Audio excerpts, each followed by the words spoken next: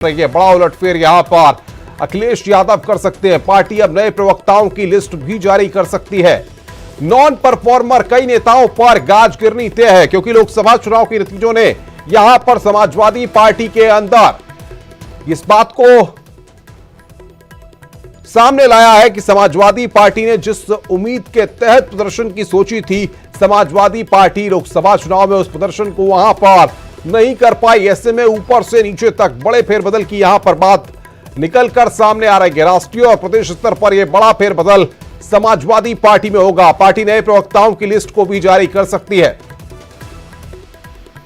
और हम सीधे रुख करेंगे, हमारे कंसल्टिंग एडिटर अजय वत्स हमारे साथ जुड़ रहे हैं। अजय, पिछला वक्त समाजवादी पार्टी के लिए खासा अच्छा नहीं रहा और अभी हाल ही में समाजवादी पार्टी के कुछ नेताओं ने जिस तरीके से पाला बदला, ऐसे में झटके पर झटके समाजवादी पार्टी को लगे हैं। अब ओवरहॉलिंग की बातें हो रही हैं। साफ तौर पे 2017 से लेकर 2019 तक जरा देखिए अनुपम की क्या हाल हुआ है। समाजवादी पार्टी सब पार्टी को छोड़ चुके हैं, तो ऐसे में अब 2 महीने की खामोशी के बाद, 2 महीने की चुप्पी के बाद, मंथन के बाद अब पार्टी जो सामने आ रही है, तो उसके सामने सबसे बड़ी चुनौती यह है कि फिर से पार्टी की विश्वसनीयता लोगों के बीच कैसे कायम की जाए, कौन सी रणनीति अपनाई जाए। अब तक जो MY समीकरण की बात होती रही थी, जाति आधारित राजनीति की बात हो रही थी,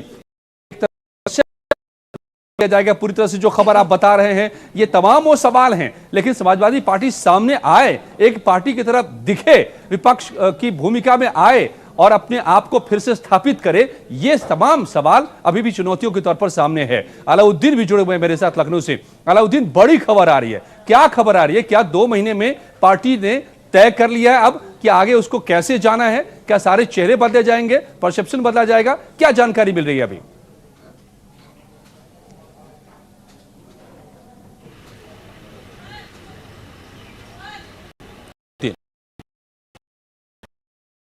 रणनीति के साथ सामने आने वाली है क्या?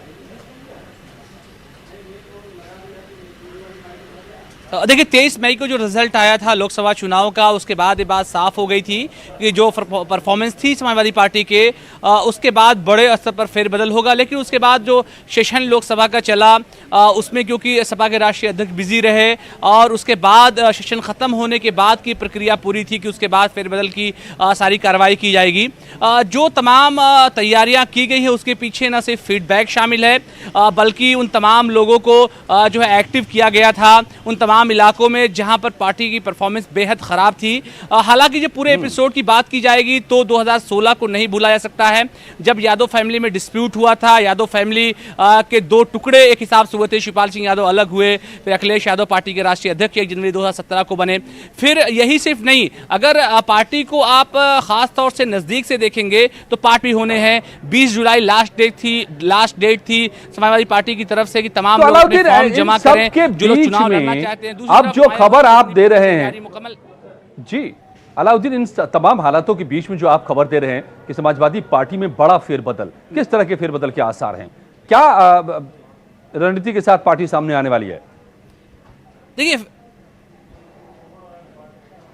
देखिए, संगठन को लेकर के बहुत सारे सवाल खड़े किए जा रहे थे, चाहे वो मेन बॉडी का संगठन हो या फिर फ्रंटल विंग्स के तमाम संगठन हैं, उनके परफॉर्मेंस को लेकर के जो है सवाल खड़ा किया गया था। इवन जो यूथ के बहुत सारे लीडरान हैं, इस तरह की रिपोर्टें आई थी और बात तो सच्ची भी थी कि 2019 के लोकसभा चुनाव में वो तमाम लोग अपना बूथ तक नहीं जीत पाए हैं और अपना बूथ जीतने में उनके तमाम फैसलों को जो है दरकिनार करते हुए कुछ वक्त लिया गया था कि जो फैसले हों पुख्ता हों, ताकि संगठन पर एक बार फिर से न सिर्फ पैनी नजर डाली जा सके बल्कि जमीनी स्तर पर उन तमाम लोगों को तैयार भी किया सके, क्योंकि उस वक्त हाल इतनी साफ नहीं थी बसपा से। अगर मैं और स्पेसिफिक होकर के आपसे समझना चाहूं, जो खबर बड़ी आ रही है कि समाजवादी पार्टी में पूरी तरह से ओवरहॉल की जा रही है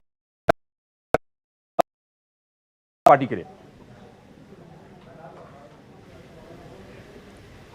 देखिए, जहां तक प्रदेश अध्यक्ष का सवाल है, उस वक्त जब चर्चाएं तेज हुई थी तो ओम प्रकाश सिंह का नाम बहुत तेजी से चला था, लेकिन वो तमाम चीज़ें कयास आराई ही सिद्ध हुई थी। इसके अलावा अरविंद सिंह गोप का नाम चला था कि शायद किसी ठाकुर चेहरे को स्टेट प्रेसिडेंट के तौर पर रखा जाए। फिर उसके बाद राष्ट्रीय महासचिव के पद पर जो है कुर्मी को किसी जो है तेज हैं वो ये हैं कि समाजवादी पार्टी आंकड़ों पर आधारित थी, यानी मुलायम सिंह के जमाने में जो पॉकेट राजनीति हुआ करती थी, अगर आप जब नजर उठा के देखेंगे कि जब कुर्मियों की बात होती थी तो बेनी प्रसाद वर्मा का नाम अपने आप आ जाता था, जब मुसलमानों की बात होती थी तो हर रास्ते पर मुलायम सिंह यादव चले थे। हर जाति से जुड़े हुए आदमी को न सिर्फ जिम्मेदारी देनी पड़ेगी बल्कि पार्टी में उसको उसका महत्ता भी देना पड़ेगा। पश्चिमी उत्तर प्रदेश से गुर्जर भी कुछ नेताओं को महत्ता दी जा सकती है। इसके अलावा सबसे जो महत्वपूर्ण बात है जो यूथ विंग को लेकर के है, यूथ के जितने भी फ्रंटल विंग्स हैं करीब 5 की तादाद में, 5 से 6 की तादाद में, उनके परफॉर्मेंस को लेकर भी सवाल खड़े हुए थे। तो शायद वो चेहरे भी, वो विकल्प भी जो बदले जाए, समाजवादी पार्टी बदले। इसके अलावा धीरे धीरे करके प्रवक्ताओं की एक लंबी लिस्ट करीब 40-42 लोगों की हो गई थी, उसमें ज्यादातर प्रवक्ता नॉन परफॉर्मर ही। परफॉर्मिंग प्रवक्ता हम लोग के कौन से हैं जिन्होंने न सिर्फ बेहतर तरीके से टीवी पर परफॉर्म किया है बल्कि पार्टी का पक्ष भी बेहतर तरीके से रखा है। तो इन तमाम पहलुओं को आंकने के बाद ही सारे फैसले लिए जाएंगे। लेकिन अब ये बात मानी जा रही है कि बस 24 पार्टी के पदाधिकारी बदले जा सकते हैं, बड़े पैमाने पर चेहरे बदले जा सकते हैं और जो प्रवक्ता हैं वो बदले जा सकते हैं। लेकिन जो एक बात आप कह रहे हैं अलाउद्दीन, वो मैं नहीं समझ पा रहा हूं।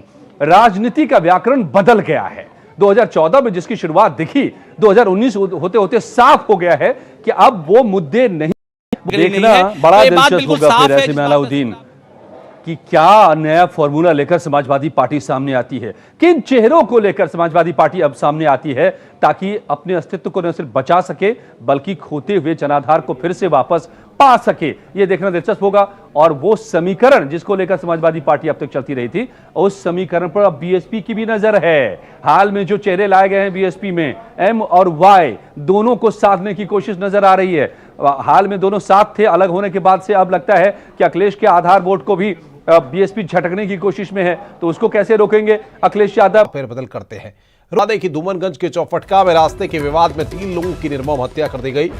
अल्लाहपुर में मामूली विवाद में एक व्यक्ति की गोली मारकर हत्या कर दी गई। वहीं दहीवर थाना क्षेत्र के हसनपुर कुरारी गांव में पति पत्नी की हत्या से हड़कंप मच गया है। 6 हत्याओं के बाद हरकत में आई प्रयागराज पुलिस ने चौफटका ट्रिपल मर्डर का खुलासा करते हुए 8 आरोपियों को गिरफ्तार कर लिया है। तो 12 घंटे में हुई आपको बता दें कि 6 प्रयागराज में 6 घंटे के अंदर 6 हत्याएं हो जाती हैं। प्रयागराज दहल जाता है। प्रयागराज में क्या अपराधियों का राज हो गया है? बात करने के लिए हमारे साथ उत्तर प्रदेश के ADG law and order PV Rama Shastri हैं। सर, क्या कार्रवाई की गई पुलिस की ओर से? अपराधी बेखौफ क्यों है प्रयागराज में? देखिए, कल ये धूमनगंज में एक घटना, इसके बाद जॉर्ज टाउन में एक घटना कल दिन में जैसे पता चल गया, उसी टाइम पर सख्त निर्देश दिए गए थे कि जॉर्ज टाउन के अनावरण के दिशा में है। और इसके बाद रात में एक घटना हो गई थी जिसके बारे में आज सुबह पता चला। थरवई थाना क्षेत्र के अंतर्गत एक घर में पति पत्नी की हत्या हो गई है। ये भी गंभीर रूप से लिया जा रहा है और सुनिश्चित किया जाएगा कि तत्काल इसमें अपेक्षित कार्रवाई करें। इस बुलेटिन में फिलहाल इतना ही। नमस्कार।